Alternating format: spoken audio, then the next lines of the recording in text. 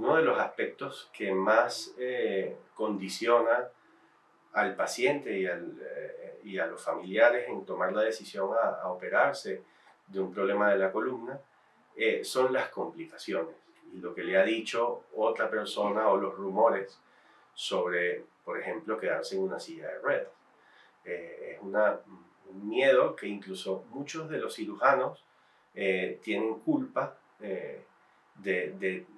de transmitir este mensaje a los pacientes. En la cirugía de columna moderna es muy difícil y muy extraño que este tipo de complicaciones ocurran,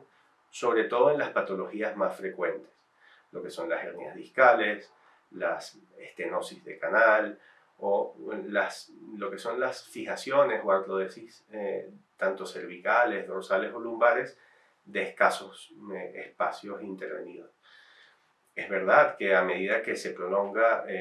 la complejidad, o sea, aumenta la complejidad de la enfermedad del paciente y los tiempos de la operación son mayores, las pérdidas sanguíneas son mayores, sí que existen complicaciones y un aumento de las mismas en los pacientes. Pero con las técnicas más recientes, estos riesgos se han disminuido considerablemente, los riesgos de infección, los riesgos de sangrado, los riesgos de lesiones neurológicas son mucho menores, sobre todo con la utilización de las técnicas de navegación, las técnicas de neurofisiología que nos ayudan en las cirugías y sobre todo en la utilización de abordajes cada vez menos agresivos y menos lesivos para el paciente. Con lo cual, no es verdad que sea una cuestión demasiado frecuente el que el paciente quede condicionado después de una cirugía de columna. De hecho, al ser una patología que normalmente no es una patología oncológica o que ponga en riesgo la vida del paciente, la decisión de operar siempre debe estar basada en mejorar al paciente. El paciente nunca se va a operar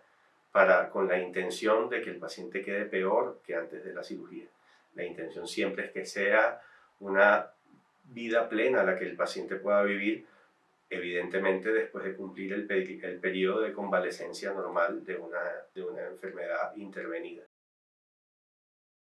Las intervenciones más frecuentes a las que se somete el paciente vienen ligadas sobre todo a riesgos, bien sea de infección de la herida, de sangrado de la herida, que son los más frecuentes relacionados con cualquier tipo de cirugía que se aplique,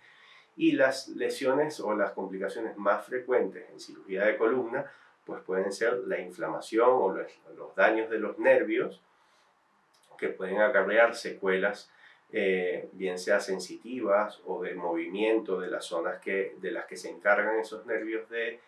actuar, o lesiones más peculiares o más exclusivas de la cirugía de columna, como son las llamadas fístulas de líquido, que son el escape de un líquido que normalmente producimos nosotros todos los días y que si se rompen ciertas membranas que recubren los nervios puede escapar al exterior y requieren un cuidado especial. Pero sumadas todas estas complicaciones en las cirugías más frecuentes, que son las laminectomías, las hernias de disco,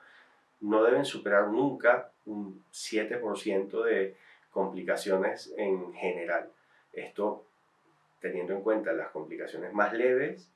que a veces se curan con un tratamiento conservador, o las complicaciones más graves que sí requieren tratamientos más agresivos, bien médicos o con una nueva cirugía.